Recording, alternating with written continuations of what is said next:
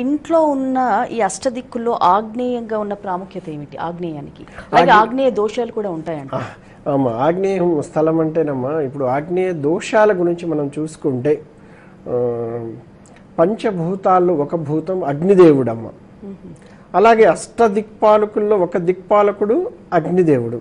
ఇప్పుడు తూర్పు రోడ్డు దక్షిణం రోడ్డు ఉన్న స్థలాన్ని ఆగ్నేయ స్థలము అంటాము. అలాగే ప్రతి స్థలంలో అమ్మ, అంటే మనకు అష్టదిక్పాలకులో 8 గ్రేడ్స్, తూర్పులో 8 గ్రేడ్స్గా మేము విభజిస్తామమ్మా.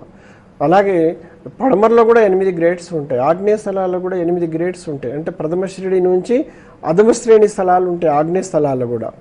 ఇక్కడ ఉదాహరణకు చెప్తున్నానమ్మా, ఒక 150 గజాల్లో మనం ఒక గృహ నిర్మాణం జరుపుకుంటాం, అది తూర్పు ఫేసే అనుకుందామమ్మా. కానీ ఈ రోజుల్లో ఏం చేస్తున్నారు, చిన్న స్థలం కదమ్మా, పడమరలో మనకు పైప్ లైన్స్ కోసం, వాటర్ లైన్స్ కోసం, వాష్రూమ్స్ లైన్స్ కోసము ఒక అడుగున్నర స్థలం వదిలేస్తారు. దక్షిణంలో కూడా ఒక అడుగున్నర స్థలం, అంటే చాలా చిన్న స్థలాలు కదమ్మా, 150 గజాలు 60 గజాలు 70 గజాలు గృహ నిర్మాణం చేసుకుంటారు. ఈ పైప్ లైన్ల కోసం మెట్లు వచ్చేసి తూర్పు ఆగ్నేయం, అంటే కాంపౌండ్ వాల్ మీదని చాలా వరకు 3 అంగుళాలు వదిలేసామండి, 1 అంగుళం వదిలేసామని చెప్పేసి కొంతమంది అదే కాంపౌండ్ వాల్ మీద స్టేర్ కేస్ వేసేస్తూ ఉంటారమ్మ. ఇది ఆగ్నేయ దోషంగా గుర్తించాలి. శాస్త్రం ఏమంటుంది, మనం చిన్న స్థలమైనా పెద్ద స్థలం వాళ్ళు ఏం చేస్తారండి, ఈజీగా మనకు పడమర స్థలంలో 6 అడుగుల నుంచి కనీసం ఒక 15 అడుగులు వదిలేస్తారండి. కానీ చిన్న 50, 60, 70, 80, 100 గజాలు 150 గజాల స్థలం ఉన్నప్పుడు ఏంటంటే దక్షిణం పడమర అంటే సౌత్ వెస్ట్లో 2 feet వదిలేస్తారు. కానీ ఇక్కడ వచ్చేసి ఆగ్నేయం, తూర్పు ఆగ్నేయంలో మెట్లు కంప్లీట్గా ఇచ్చేస్తారమ్మ. కనీసం పడమరలో 2 అడుగులు ఉన్నప్పుడు మెట్ల పక్కన, ప్రహరీ గోడకి మెట్ల పక్కన 2 అడుగుల 2 ఇంచులైనా ఉండాలి, 3 ఇంచులైనా మినిమం ఎక్కువ ఉండాలి. దక్షిణం చూస్తేనేమో ఖాళీ స్థలం అడుగున్నరో 2 అడుగులు ఉంటుంది, పడమలో 2 అడుగులు ఎంతో ఉంటుంది. ఆగ్నేయం, తూర్పు ఆగ్నేయం మొత్తం కప్పుబడి ఉంటుంది, ఇంద్రస్థానం కప్పుబడి ఉంటుంది, ఈశాన్యం కప్పుబడి ఉంటుంది. అదే ప్యారలో ఇప్పుడు దీన్ని ఆగ్నేయ స్థలంగా గుర్తించాలి. ఆగ్నేయ స్థలంలో ఏంటిదంటే నమ్మ, కప్పుబడి ఉన్నప్పుడు ఆర్థిక ఇబ్బందులు భయంకరంగా ఉంటాయి. అగ్నిదేవుడు అంటే అగ్నిదేవుడు వాహనము పొట్టేలమ్మ. పొట్టేలు ఏంటిది, అమ్మవారి ముందు బలి పశువు, తల వంచాలమ్మ. మనం కూడా ఫైనాన్షియల్గా చాలా భయంకరమైన ఇబ్బందులు వస్తాయి.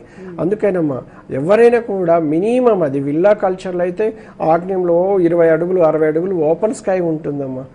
చాలా బలంగా ఆ కుటుంబం ఎందరికో ఆదర్శప్రాయంగా ఉంటుంది. చాలా చాలా చిన్న జీవితాలు, పాపం డబ్బు లేక, స్థలంలో దొరకక, రకరకాల ఇబ్బందులతో చిన్న స్థలాల్లో గృహ నిర్మాణం చేసుకునేటప్పుడు మీరు ప్రాథమిక సూత్రాలని మీరు పాటించండి. ఎందుకంటే వెస్ట్లో 2 అడుగులు, సౌత్లో 2 అడుగులు, లేక అడుగున్నర ఉన్నప్పుడు ఇక్కడ కూడా అడుగున్నర మీద ఒక 2-3 అంగుళాలైనా ఎక్కువ మీరు వదలడానికి ప్రయత్నం చేయండి. ఆగ్నేయ కప్పు వలన మనకు ధనము నిలవకపోవడము, అనారోగ్యం, అంటే ఇప్పుడు చిన్న కుటుంబం అండి, కష్టపడి బతికే కుటుంబమే అనుకుందాం, భార్య భర్తలు, ఒకరికి ఆరోగ్యం బాగుంటే ఇంకొకరికి ఆరోగ్యం బాగుండదు. ఇలాంటి ఛాలెంజెస్ ఎక్కువగా ఉంటుంది. హస్బెండ్ చాలా ఇప్పుడు ఆరోగ్యం కుదుట పడ్డది, కానీ తన వైఫ్కి కుదుట పడదు, అంటే ఇది దీన్ని ఆగ్నేయ కప్పుగా ఉంటును. ఇలాగే ఏంటిదంటే ఆగ్నేయ కప్పు ఉన్న వాళ్ళకి ఏంటంటే ధనము ఎక్కువగా వైద్య ఖర్చులకు బాగా వెళ్ళిపోతూ ఉంటుంది. ఇలా మనకు అవకాశం లేనప్పుడు నేను ఆ దోషాన్ని కట్టడి చేసి పడేస్తాను.